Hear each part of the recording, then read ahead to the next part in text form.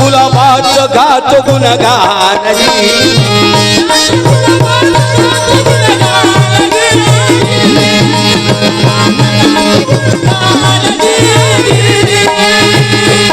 नमन माझे साधू संत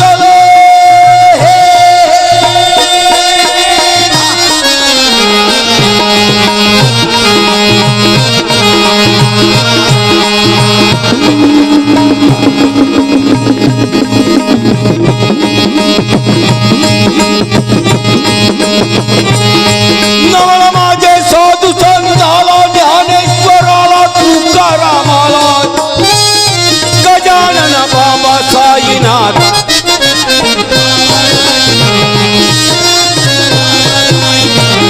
कुंडलिक आणि गुलाबाबा कुंडलिक आणि गुलाबाबा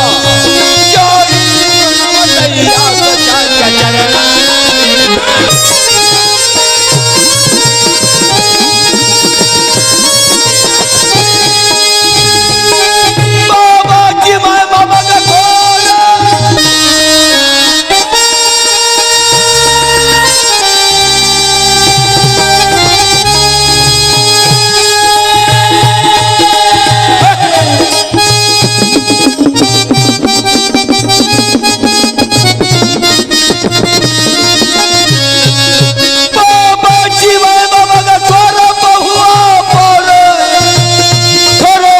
ईश्वराय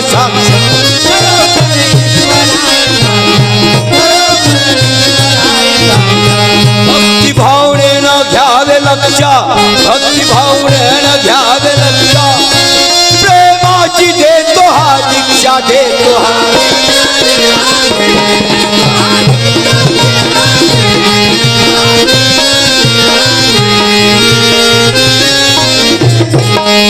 अरे जनतेसाठी जीवन गाठलं संत गुलाबानं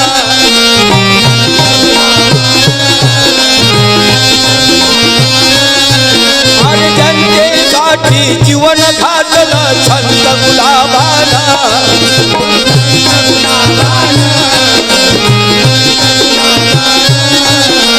गंडगांडलं तर रक्षण केलं गुलाब बाबानं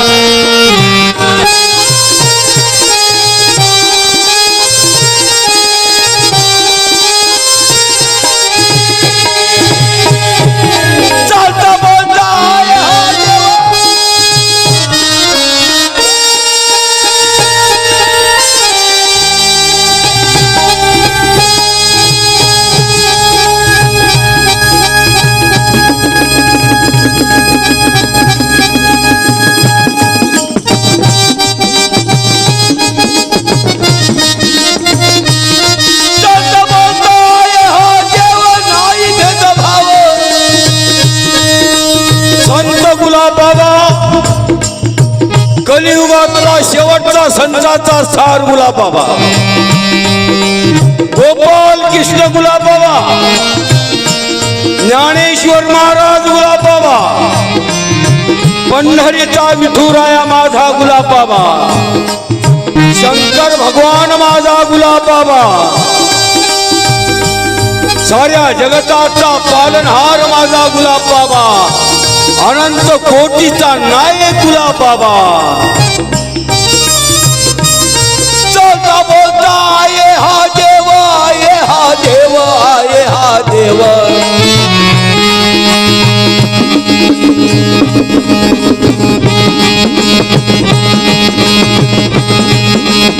चलता बोलता आये हा देव नाही भेदभाव घ्यावे अनुभव भक्त जन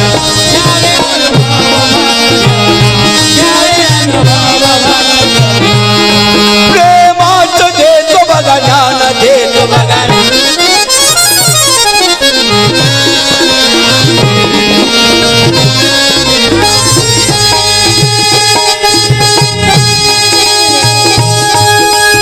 गुलाबाबाचं कार्य आज तानाई माता दिवाळीच्या दिवशी आपल्या मुलांच्या पोटाच्या खळगीसाठी तानाई माता भर दिवाळीच्या दिवशी गेली आणि एक पुरणाच्या पोळीचा तुकडा मागितला. बाईचा मालक गेल्यानंतर मग वाटते दुःख काले म्हणतात. भर तरुण्यात गुलाबबाबाचे वडील पिता सीतारामजी निघून गेले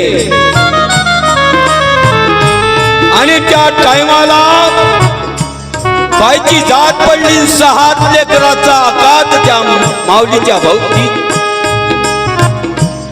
गरिबीचे दिवस कोणी मजुरी सांगत नव्हते आणि बाईची जात जर दिसली तर वेगळ्या नजरनं लोक पाहतात.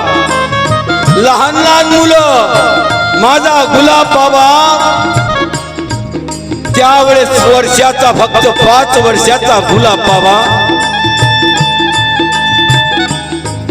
आणि लहानचा भाऊ भीमराव भाऊ उमक गुलाब बाबाचा लहान भाऊ.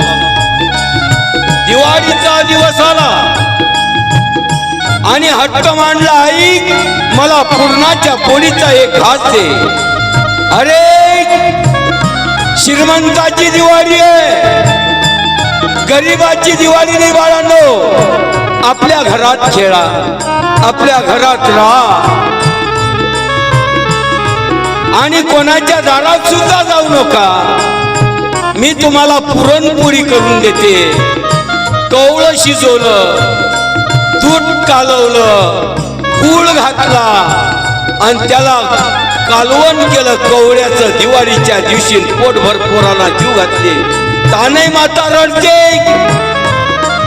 मी गेली असती तर माझ्या मुलांना दिवाळी पाहिली असती, पण मी बाईची जाता या मुलांना उपाशी ठेवते दिवाळीच्या दिवशी. काय करावं. शेवटी मुलं जीव घातले, पोटभर जेवले. रात्र अंधार पडली. बाळांनो तुम्ही झोपेल थांबा, मी तुम्हाला पुरणाची पोळी करतो.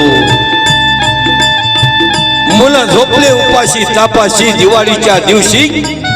आणि टाकरखेड्या गावात तानाई माता आपला गंधाचं पातेलं घेऊन गावात गेली आणि दारादारात एक पुरणाच्या पोळीचा तुकडा मागते.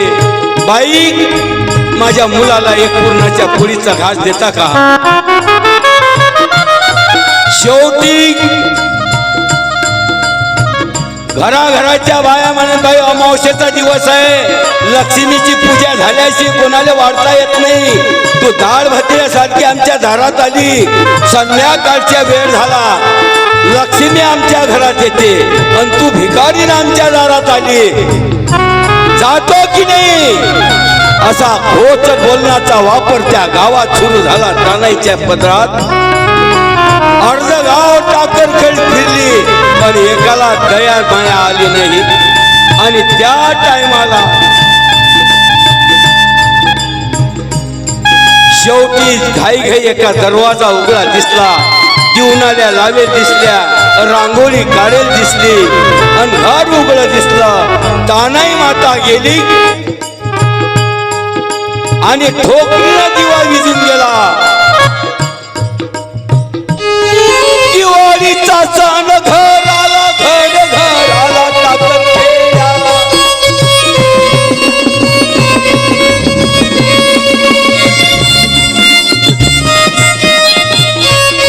दिवाळीचा सण घर आला, घर आला टाकरखेड्याला. तानाई गेली भिकेला, तानागाई गेली भिकेला. पुरणाच्या पोळी गेला, पुरणाच्या पोळीचा घास द्या मला. आणि ठोकरीने दिवा विजला तर घरमाल खवळला. ताने काय कुठं चालली हो. माझ्या मुलाला एक तुकडा द्या, मला एक तुकडा द्या. लक्ष्मी पूजन राहिलं तुला भिकारींसारखं वाढत बसतो. आम्ही एवढे नादार नाही. जातो की नाही. शेवटी तानाबाई एक द्या हो, मी जातो, मी मागणार नाही. तुला सांगतो जातो की नाही. तानाबाई गेली भिकेला, तानाबाई गेली भिकेला. घरधनी चोर कुरधला,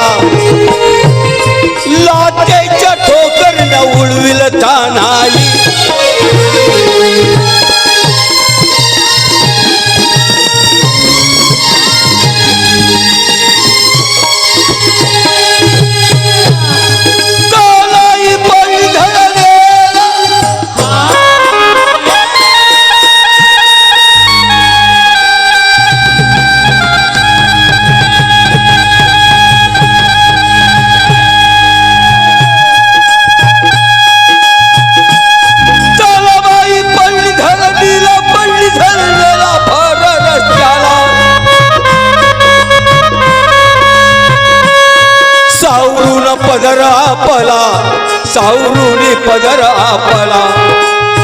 आणि तानाबाई घरी गेली रिकाम्या कटोऱ्याशी. मुलं गाढ झोपले. तानाबाई शोक करू लागली रात्रभर. रात्रीचे 12 वाजले. अरे मुलांनो, मी तुमची आई नाही रे.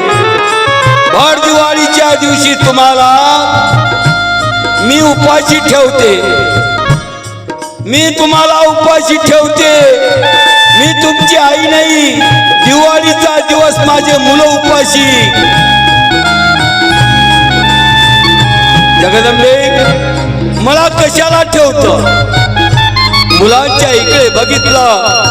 शेजारी दुकानात गेली. पेपर मिठाच्या गोळ्या आणल्या. मुलांना दिल्या. झोपू घातलं.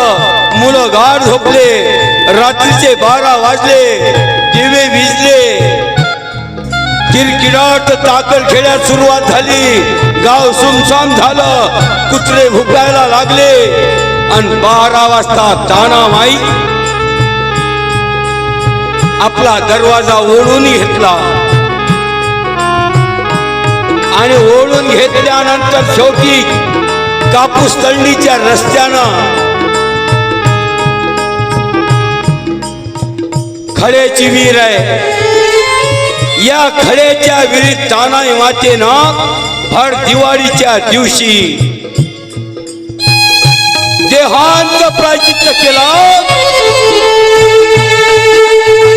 मुलं झोपेल राहिले. आणि झोपल्या झोपल्या मुलांना आई गेली. गुलाबाला नजरेत पडलं. झोपेतून गुलाबाबा उठला. आई!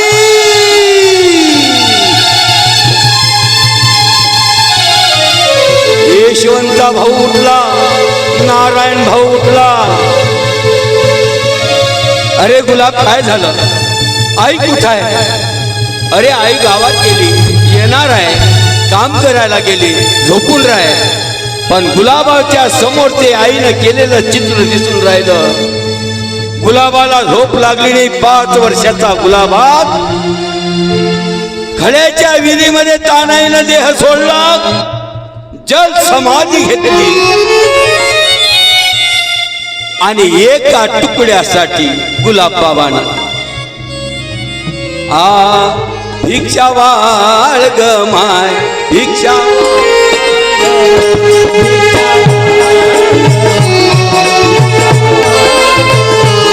भिक्षा वाळ ग माय, भिक्षा वाळ ग माय.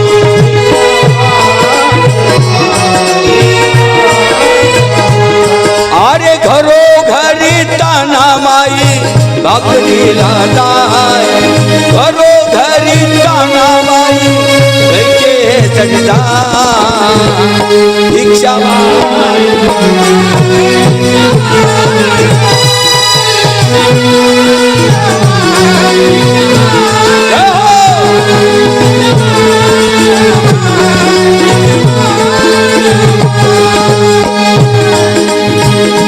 आणि आपली भिक्षा खाली आल्यानंतर हा उपक्रम तानाई मातेनं केला. आणि केल्यानंतर गुलाब बाबा जागृत राहिले. 1-1:30 वाजला. भाऊ समजावू लागले. शेजारचे लोक आले. काय झालं रे पोरांनो, माझी आई कुठे? अरे गेली शिन गावात. येईल, झोपून राहा, आम्हाला झोपू द्या. पण एकाला झोप लागली नाही. सकाळी 1 दिवस गेला, दुसरा दिवस गेला, 2 दिवस ते तानाई माता खड्याच्या विहिरीमध्ये फुगून वर आली. आणि घर मालकाला 3ऱ्या दिवशी दिसली. आणि बातमी गेली टाकर खेड्यात. अरे गुलाब, अरे तुझी आई त्या खड्याच्या विहिरीत आहे. भाऊबीजेच्या दिवशी, भाऊबीजेच्या दिवशी तानाबाई पाण्याच्या वदर तरंगून खेळून राहिली. Hello hello check. आणि जाता जाता गावातल्या पोलीस पाटीलनं वार्ता दिली. अंजनगावचा शिपाई आला, मुसलमान होता तो. त्या त्या मुसलमान शिपायाचं नाव आहे हाफिज अली. त्या हाफिज अलीनं तानाईला वर काढलं आणि वर काढल्यानंतर त्या ठिकाणी गावातल्या लोकांनी आग्रह केला, अहो त्यांना मुलांना आई नाही आणि पोस्टमॉर्टम करू नका, गावात ते प्रेत राहू द्या. शिपायानं मान ठेवला, ते प्रेत गावात ठेवलं आणि गावात ठेवल्यानंतर साहेब भाऊ बसले, यशवंत, नारायण, गुलाब, रामराव, भीमराव, द्रौपदी, द्रुपदाबाई सीतारामची आजीच्या देखतच गेली. नंतर सीतारामजी गेले, नंतर तानाई माता गेली. राहिले भावांडे फक्त 4-5. आणि त्या भावांडामध्ये त्या ठिकाणी 14 भाऊ बसले, एकमेकाचा आक्रोश करू लागले. आई, मी तुला त्रास दिला, मी तुला पूर्णाची पोळी मागली नसती तर तू गेली नसती, मी किती गुन्हेगार. एक भाऊ आपली प्रतिक्रिया आईच्या समोर मांडतो आणि सर्व शेजारी पाजारी आले.